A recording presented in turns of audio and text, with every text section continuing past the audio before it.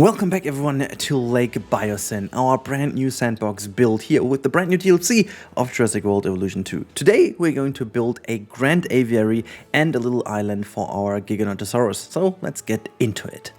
Well, actually, last episode at the end I already told you that I'm not super happy with the solution of the aviary in the lake. It just kind of took a little bit too much of the attention for my liking, and also it was obviously way too small for our wonderful flying dude over there in there. Now I changed this quite dramatically today by placing the new aviary over here, and I lowered down the whole terrain quite significantly to make it disappear in the forest quite a bit. You'll see that later on in the real-time part when we will actually hit the road and have a look how that all is looking from the actual guest perspective. Now this time around I really built this one from the guest perspective, and also it's fully out of mod usage, so in case you guys want to build this without mods, you're totally free to copy what I'm doing or take the inspiration you need. I'm trying my best here to play with the given game as long as, first of all the mods are available I need, and second of all, I always like having one series without mods, which this one is going to be for the moment being. That said, it's also not going to be like superbly long or like crazy long. I think, you know, at the end of the day, this whole series might take up to 4 to 5 to maybe 6 episodes. You never know. But it also depends on you guys, how you're liking this one, and please let me know in the comments down below what you would love to see in this series. Make sure to comment as much as you can and you are willing to do. It always helps the video, you know, to catch the attention that it deserves, and also it helps me what you guys want to see. There was already one great idea in the last episode, people commenting about using the Terry for kind of a little rundown town or somewhat like that. I think that's a brilliant idea to maybe make like a focused facility for the Terry that has its own kind of a little area. Really like to do that. And also today we are building, as I said, the Giganotosaurus Island in the middle, which I'm a big fan of because you have a lot more freedom to do so now with the brand new invisible fences, and if you use them within the water it looks even better because it barely is visible in the water, like it's really disappearing. And also the usage of foliage with the new, well actually they're not new, but the pieces from this biome are new, so using the trees as deco elements always helps out to make areas look a lot better. And again, this time around I did cut out a lot of nasty little things, like, you know, making sure that terrain is good and stuff like that. I did cut out, so we are already emerging quite a bit here with the new facilities.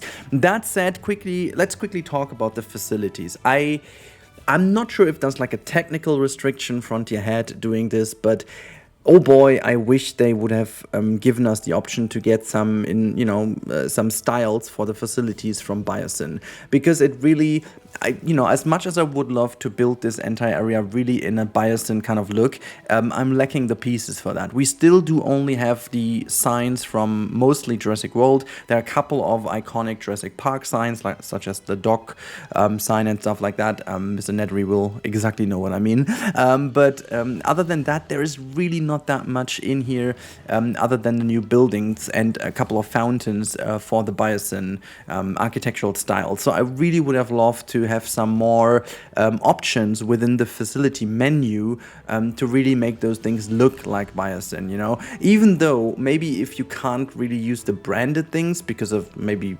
license reasons, or you don't want to give people the option in a free update to have it, they could have just added a couple more variants, like maybe with like a grass roof, for example, because most of the Biosyn buildings have like a planted roof.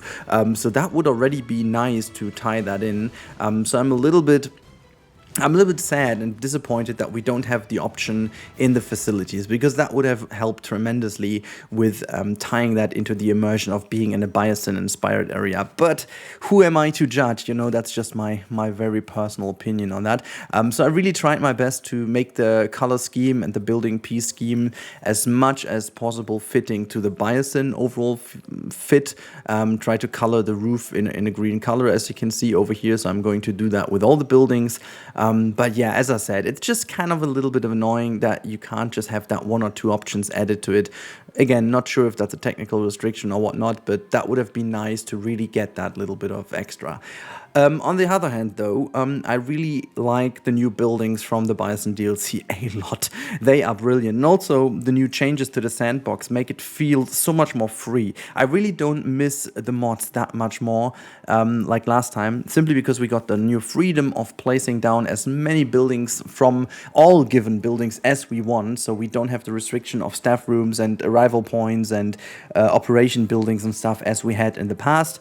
I nearly forgot about this restriction because there were mods like, that were dealing with that issue, because it just really, it doesn't fit in my head why I wouldn't have the possibility to put them all down. It just didn't make any sense for me. But yeah, so here we go with the aviary. I also did mix some other specimens in so that we don't only have one. So that is the idea in here. It's quite huge. It doesn't seem so huge when these freaking giants are in there, but trust me, it is freaking huge. And here's a little bit of caveat, but I'm going to talk about that in the real-time part. As much as I love the new flying reptile, I think there are a couple of issues, and you totally don't notice how I'm just trying to tiptoe around actually naming this animal, because I just can't. I will try again by reading it out in the real-time part, but I'm so bad at these dinosaur names. It is ridiculous.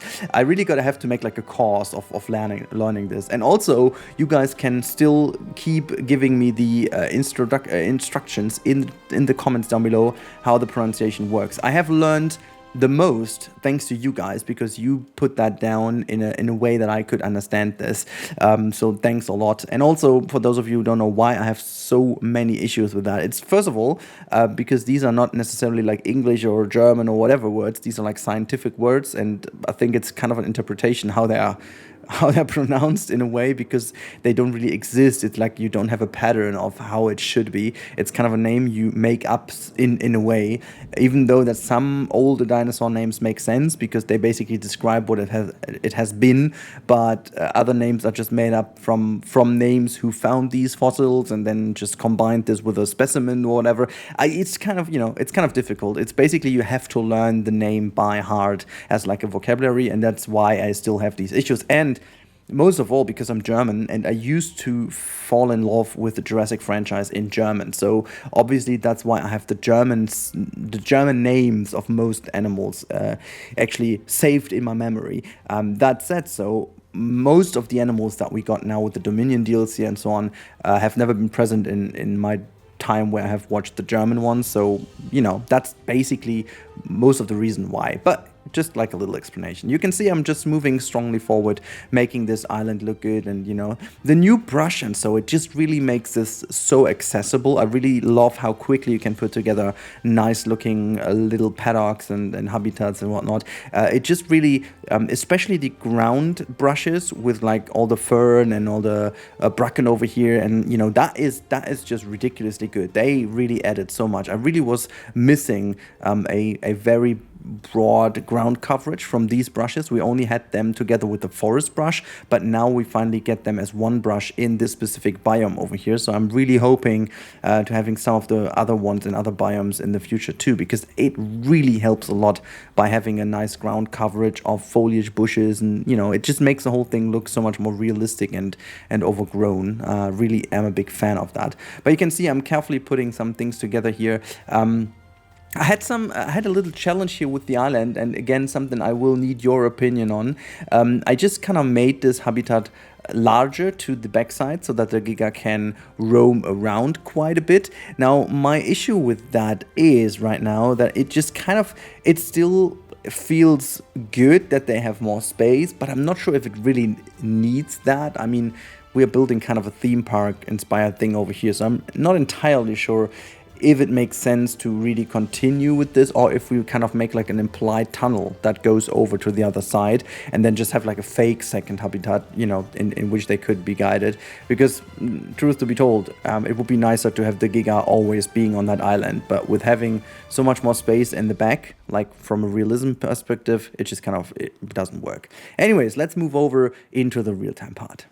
Hello there, we are in here in the real-time bot, and as you can see, this is our brand new look at the middle of the lake. I'm just going to jump over into the guest perspective just to give you a little glimpse of what I meant. Now, moving on here to the side of things, you can definitely tell it's kind of nice to see that over here with the GIGA there in the in the far distance. We do have to put some towers down from which they can see that, but we have also obviously the tower in the middle, which they can reach by the Hyperloop, which is giving us so much more freedom and control in doing these things. So yeah, this is kind of nice. And also it's pretty cool that the GIGA can actually go into the water. Actually, the sun is a little bit annoying from that angle. So let's move over here so that the sun is not really annoying us that much more. Can I just sneak myself through here? There you go. So yeah, this is the brand new centerpiece of the Biosyn lake, and I'm quite a big fan of it. Now, the second thing we changed is obviously the aviary, and as you can see from over here, and that was my main goal while we stroll along the main street, you can see there is barely anything visible. Actually, from this angle, there's nothing visible. Look at that, the GIGA just framed by the fountain. I quite like that. Look at that. Just love how this is framed, also with the sun glaring through there. It's kind of a nice shading of the fountain, not gonna lie. It's one of the coolest water VFX. I wish to have something like that in Planet Zoo. That's kind of neat. Really neat little VFX. Love it. Okay, but if we move over to here, even to the left-hand side, you're not able to spot anything from the... excuse me, what is that tree doing here? Can I just walk through it? I can't. Hello. Also, it's so super loud in here. So busy and loud. I gotta change some of this with the trees. But yeah, this is the first time where you can actually see it. And I will put some more trees and stuff in front, and then you will not be able to see it at all. Also, how crowded can a park be? I think I've never been able to make it that crowded. I'm just gonna go out of this camera because it really is too loud in my ears. I will tone that down for you guys so that this is not too annoying, but for me it was like insanely loud. But yeah, you can see from this angle. I'm just gonna go into capture mode so we can have a bit of a nicer view without the menu annoying us too much. So this is the view down towards the wonderful aviary. You've got this viewing tower over here where you can look from the outside, but obviously you also have two viewing opportunities from in there.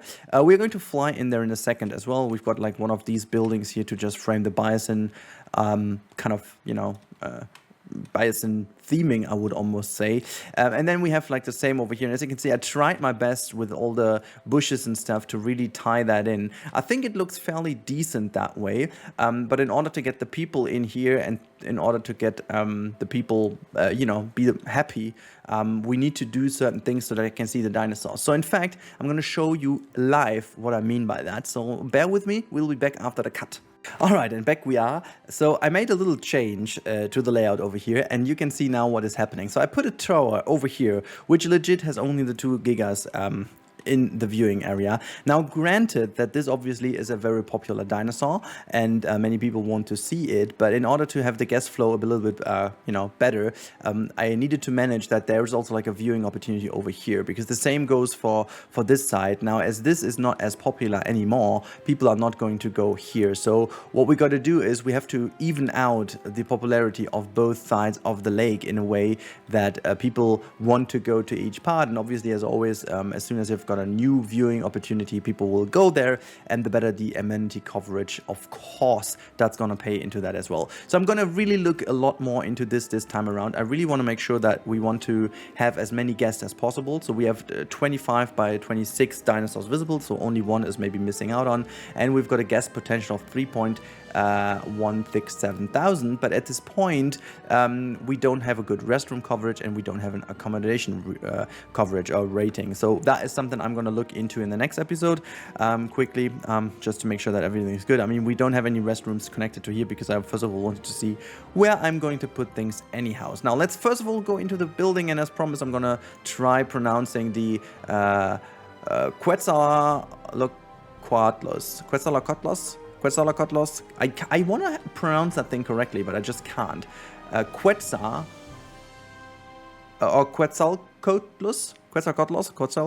I just can't. I'm so freaking stupid when it comes to that. It's not even that hard of a name. Quetzal, or is it Quetzalcoatlus? I don't know where to separate these words, but you will tell me in the comments. I'm quite certain about that.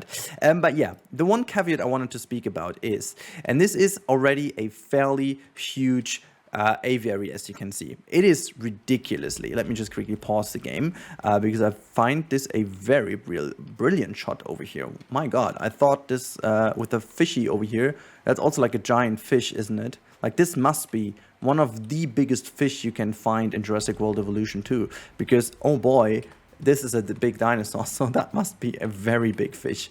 Okay, but I didn't want to speak about the big fish. I wanted to speak about the fact that this one over here is really ridiculously big, and you can see the flying still looks a little bit weird in here, because it legit needs only to fly a couple of meters and then it's already kind of touching against anything. And we've got a lot of smaller ones in here, and I just want to show you what the difference is. Like, look at that. Look at that flying. It looks so much more organic in this whole aviary, because there's so much room for them to do the animation, that these ones just like feel out of place inside of an aviary. So I guess the first really proper build I'm going to do with these wonderful creatures is with the destruction mod. So I can basically have control over the fact that they do escape, and then I'm going to have them only in a, you know, in a wonderful area of, you know, the free nature on their own, because it just really, I don't know, it just doesn't feel right. It doesn't feel right the way it is, because it just is not really flying properly in here, no matter how big you make this. Even though I love the animal to bits, I think it looks fantastic, even though knowing that the size is even scaled down for the game, and it would technically be even bigger if you go with the movie version of it, so that is even more ridiculous to know. And then I tried kind of myself on a little cage walk. This is something I'm not going to continue in here. It looks pretty cool with mods, not gonna lie. I tried this already with mods. You can really achieve kind of a look like, you know, in the aviary in Jurassic Park 3, but without mods, it just kind of feels out of place. So I just left it over here, because from certain angles it kind of looks neat, as if you have something in there, like for example from over here, but just in general it's not really exactly what I wanted. Never mind. Then you can see the island again with the GIGA. There's not really too much to speak about. I kind of tried to make this facility kind of connected to this facility over here. As you can see, I'm using like a little bunker, as if this is something where they can go, and if needed they can do some maintenance, and then this would be where there is like a little gate for them to keep them secured in that area. You know, that's just kind of the little things we are doing. But other than that, I really like how it all works together with the invisible fence, because you barely can see that underwater. And this is something I really do love about this new invisible fence, especially for Sandbox players who don't play with mods, because as you can see from over here, it looks totally natural, and I'm a huge fan of that. Anyhows, I really hope you guys enjoyed today's episode. I certainly do enjoy building in here quite a lot at the moment, so do expect some more stuff in Jurassic World Evolution 2. In case you're new to my channel, at least in terms of this game, make sure to subscribe. There's a lot more coming, and I really hope that you guys have a good time. I hope to talk to you in the next one. Stay safe, have a great weekend, and until then, goodbye.